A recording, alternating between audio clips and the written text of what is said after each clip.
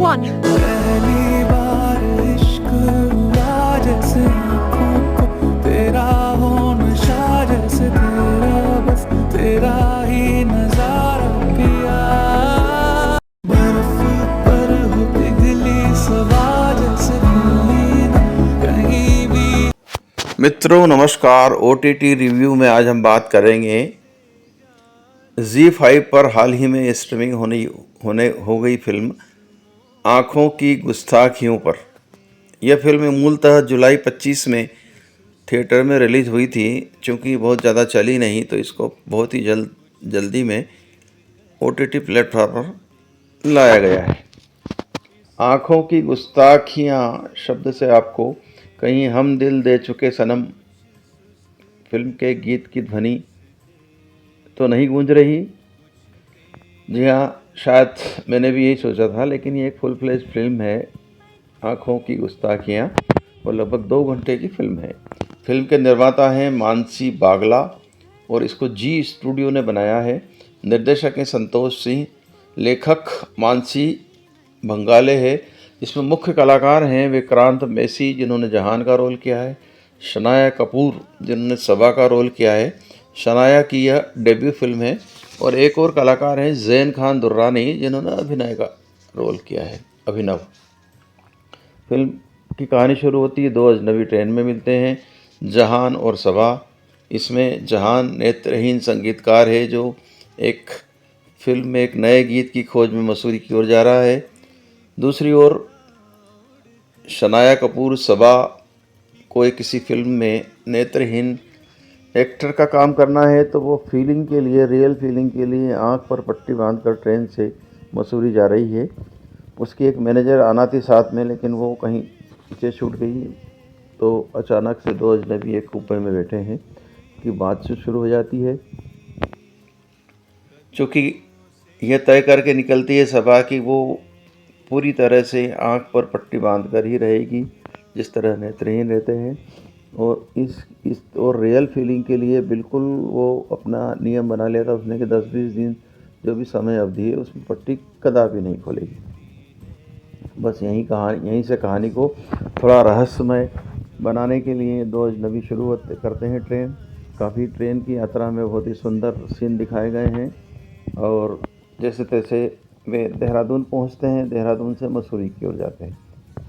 क्योंकि शनाया कपूर अकेली है तो वो अल्टीमेटली बातचीत में थोड़ा सा कहीं इंटीमेट हो जाती है, उससे इंटीमेसी हो जाती है विक्रांत से। तो वो कहती है कि मैं तुम्हारे साथ ही चलूँगी, चूँकि मेरी मैनेजर नहीं आई है तो मैं आपके साथ चलूँगी और मुझे थोड़ी सहायता करी। ऑलरेडी विक्रांत मैसी खुद नेत्रहीन है, क्या सहायता करेगा वो, लेकिन फिर भी कहीं मन में उसके रहता है कि चलो साथ में चलते हैं। तो वे दोनों एक होटल में जाते हैं। ठीक वैसे ही होता है, अन्य फिल्मों में होता है कि होटल में रूम नहीं होते हैं, एक रूम में दोनों को मजबूरी में ठहरना होता है। फिल्म यहाँ से करीब 50-54 मिनट तक इसी तरह चलती है। दोनों के बीच नोक-झोंक, दोनों की समस्याएं। एक ऑलरेडी विक्रांत के मन में चोर है, लेकिन फिर भी वो चाहता है कि शनाया उसकी जो है निकटता बनी रहे। एक साथ रुकते हैं। विक्रांत मैसी अपनी तरफ से खूब सहायता करता है शनाया की। शनाया समझती है कि ये आँख वाला है और मैं नेत्रहीन हूँ, जबकि वो भी नेत्रहीन होता है।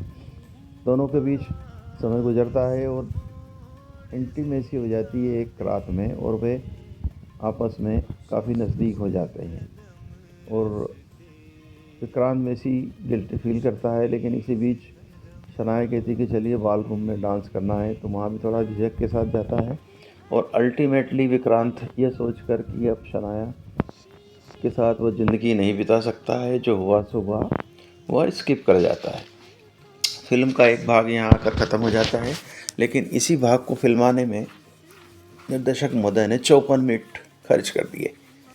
और इस 54 मिनट में ऐसा लगता है कि कब रिमोट का बटन दबाया जाए।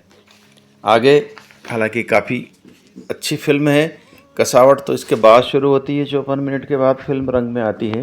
तो यहाँ से कट टू सीधे विदेश की शूटिंग दिखाई गई है, ब्रसेल्स की, जहाँ पर चूँकि विक्रांत मैसी बीच प्रेम को छोड़कर भाग जाता है, तो शनाया कपूर के मन में चूँकि उससे लगाव तो था, लेकिन एक अलग तरह का गुस्सा भी भरा होता है। धीरे धीरे फिल्म आगे बढ़ती है, शनाया अपने जीवन में आगे बढ़ जाती है और वो एक नए कलाकार ज़ैन खान दुर्रानी जो निर्देशक है उसके साथ विदेश यात्रा पर है, उससे काफ़ी घुल मिल जाती है और उससे विवाह के सपने देखने लगती है। और इसी बीच क्या होता है कि ज़ैन खान अभिनव जिसका कलाकार का नाम है, जिसमें रोल का नाम है, तो अभिनव जो डायरेक्टर है वो फिल्म बना रहा होता है। उसमें म्यूज़िक की ज़रूरत पड़ती है और म्यूजिशियन की खोज होती है। तो उसमें खोज में यही महाशय मिलते हैं विक्रांत मैसी, जो कबीर खान के नाम से विदेश में घूम रहे होते हैं।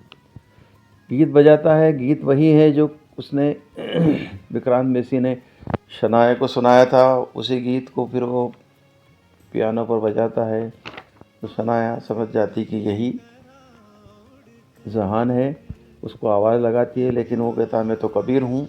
लेकिन यहाँ तुरंत ही अपनी चाची के साथ रहता है विक्रांत मैसी, तो वो उसको समझाती कि भाई प्रेम कभी पीछे नहीं छूटता है, तुम तो जो है सच बता दो उसको। तो निर्देशक भी बहुत जल्दबाजी में यहाँ उसकी बात बता देता है जहान अपनी कि भाई मैं ऐसा ऐसा छोड़ के आया था तुमको, मैं झूठ बोल रहा हूँ, मैं ही वह जहान हूँ। अब यहीं से दुविधा शुरू होती है। सबा जो है वो अभिनव के साथ रह रही है लिव इन में, और यहाँ प्रेम कभी उसका विक्रांत से हुआ था जहान से। दुविधा दिखाई गई है कि इन तीन में कौन, और यहीं से थोड़ा सा भाव प्रवणता, संवेदनशीलता आदि सब फिल्म में मसाला डला है। तो 54 मिनट के बाद कुछ आपको बांध लेती है फिल्म। यहाँ पे आके फिल्म जो है वो रस्किन बॉन्ड की short story the eyes have it पर आधारित है।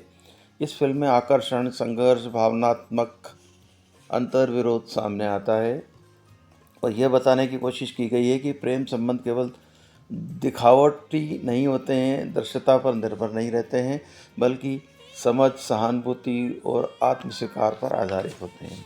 अंततः फिल्म में जिस तरह से होता है सुखांत बताया गया है। सबा जो है वो अभिनव को छोड़ने का निर्णय लेती है लास्ट में, और विक्रांत को जो प्रेम वो छोड़ के आया था फिर मिल जाता है। एक सुखांत है कहानी का। कहानी में विक्रांत मैसी ने अभिनय ठीक ठाक किया है, लेकिन जिस तरह की जिसको कहना चाहिए संवेदनशीलता के साथ अभिनय होना था या जो केमिस्ट्री बनना थी वो बन नहीं पाती है इसमें। और संपादन भी बहुत ही कमज़ोर है शुरुआती दौर में।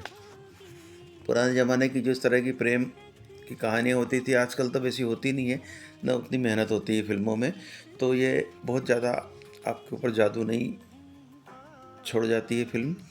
और फिल्म का संपादन ठीक नहीं है। संगीत के गाने 2-3 अच्छे हैं, बन पड़े हैं इसके अंदर।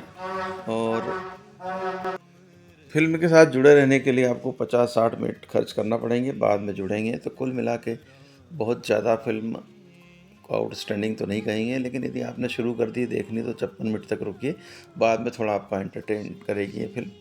और जो कश्मकश में यकीन करते हैं, और फिल्मों में कहानियाँ वही की वही है, एक लड़की होती है, 2 लड़के होते हैं, वो अंततः किसके साथ जाती है यह दुविधा होती है, और दुविधा के बाद प्रेम जो सच्चा प्यार है वो जीत जाता है, यह दिखाया गया है। आज बस इतना ही। नमस्कार। 2, 1